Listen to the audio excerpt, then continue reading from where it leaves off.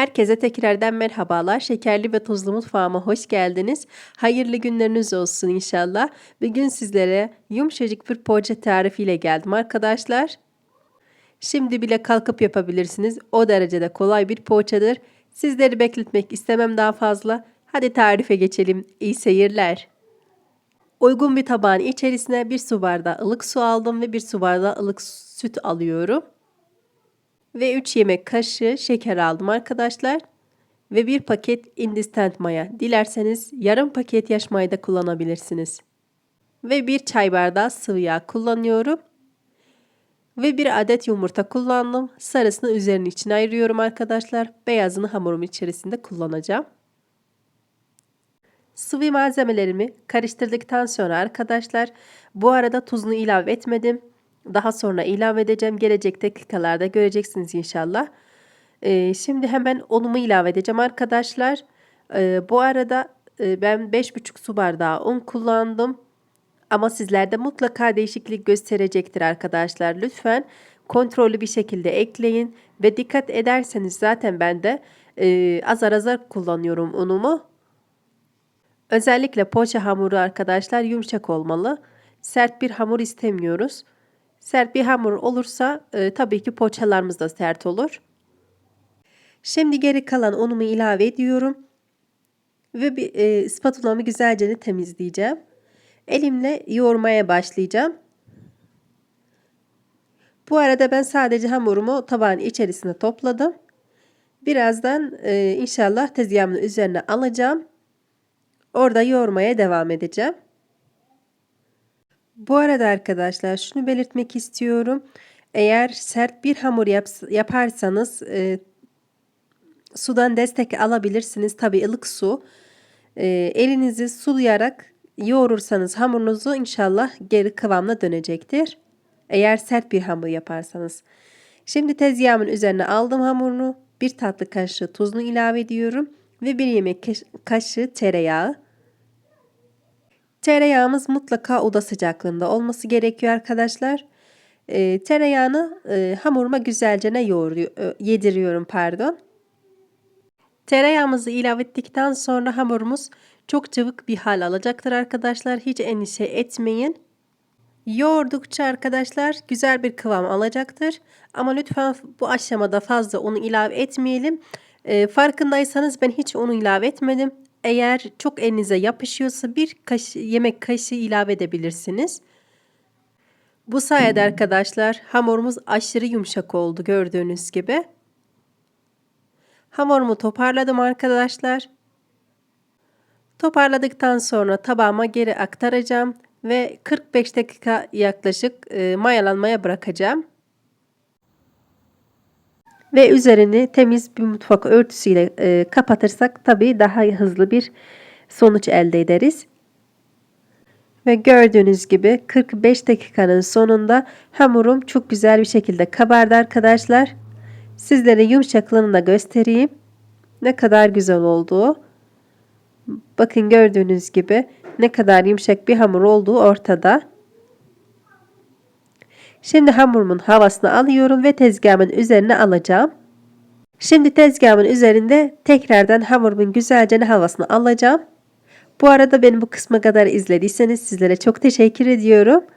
Ve yorum kısımlarına küçük bir emoji olsa dahi bırakmayı unutmayın. Böylece kanalıma destek olmuş olursunuz arkadaşlar. Ve hala kanalıma abone değilseniz lütfen kanalıma abone olmayı unutmayın.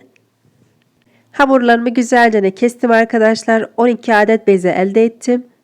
Ve beze yapmaya başlıyorum. Bütün kestiğim parçaları aynen bu şekilde beze haline getirdim arkadaşlar. Ve üzerlerini kapatıyorum. Yaklaşık bir 10 dakika dinlendireceğim arkadaşlar. İlk yaptığınız bezeden başlayabilirsiniz. Şimdi iç malzemesi olarak kaşar peynirle beyaz peynir kullandım arkadaşlar. Hemen sizlere açma aşamasını gösteriyorum. Şimdi bir tane bezemi tezgahımın üzerine alıyorum arkadaşlar. Bir tane tezgahımın üzerine bez aldım arkadaşlar ve açmaya başladım. Hiç oklava merdane kullanmamıza gerek yok arkadaşlar. Bastırarak hamur kendiliğinden açılıyor zaten. İç harcını ilave ediyorum. Şimdi hamurumu ikiye katlayacağım arkadaşlar. Bu arada ben bunun tavuklusunu da yapmıştım. Sizlere denemenizin onu da tavsiye ederim arkadaşlar. Çok aşırı lezzetliydi. Link olarak aşağı kısma bırakacağım. Gördüğünüz gibi iki tarafından katladım arkadaşlar. Şimdi bir tarafını da güzelce kapatıyorum ve sonlandırıyorum. Ve gördüğünüz gibi poğaçamızın şeklini verdim arkadaşlar. Çok aşırı kolay bir şekildir. Sizlere hemen bir tane daha göstermek istiyorum. Bir tane bezemi tezgahımın üzerine aldım arkadaşlar ve kare bir şeklinde açıyorum. Aslında yuvarlak da açabilirsiniz ama kare şekli daha bir uygun gelir. Görüyorsunuz hamur ne kadar güzel açılıyor. Şimdi hemen iç harcını ekliyorum. Dilerseniz başka iç harçlar da kullanabilirsiniz. Hiç sorun değil. Tamamıyla isteğe bağlıdır. İki tarafından katladım arkadaşlar. Güzelce de kapatalım ki iç harcımız dışarı çıkmasın diye. Ve kapatıyorum arkadaşlar. Bastırarak kapatıyorum. Gördüğünüz gibi bu şekilde açılma olmasın diye. Bütün bezelerimi aynı bu şekilde bitirdim arkadaşlar. Ve gördüğünüz gibi poğaçalarım hazır. Tepsime aldım arkadaşlar. Ben yağlı kağıt kullandım. Ama kullanmak istemezseniz altını mutlaka yağlayın arkadaşlar. Yapışma olmasın. Şimdi tepsi mayasına bırakıyorum. Sadece 20 dakika beklettim arkadaşlar. Lütfen fazla bekletmeyin. Fazla bekletirsek arkadaşlar fırına verdikten sonra mutlaka sönme olacaktır poğaçalarımızda. Buna özen gösterin lütfen. Bir tane yumurtanın sarısını ayırmıştım arkadaşlar. Üzerine bir yemek kaşığı süt ilave ettim. Poğaçalarıma güzelce de sürüyorum. Bu arada poğaçalarımızla hiçbir şekilde oynamıyoruz. Havalarını almıyoruz. Çünkü bozulur arkadaşlar. Havasını almadan yumurtasını sürdüm. Ve sonrasında süslemek için susam kullandım. Kavrulmuş susam kullandım ben.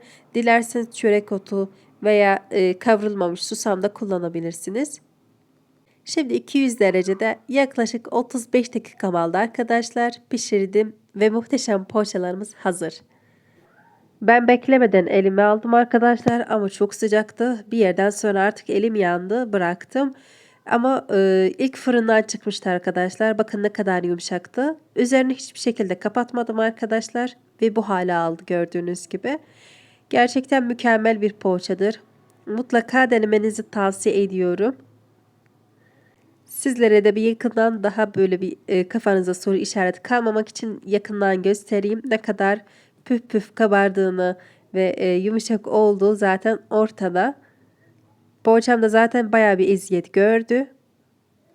Sizlere iç kısmını da göstereyim arkadaşlar. Ne kadar güzel böyle kabardığını. Dediğim püf noktalara dikkat ederseniz çok güzel poğaçalar elde edersiniz arkadaşlar. Özellikle çocuklarımız için dışarıdan almadan evde çok kolay bir şekilde yapabiliyoruz ve sağlıklı tabii.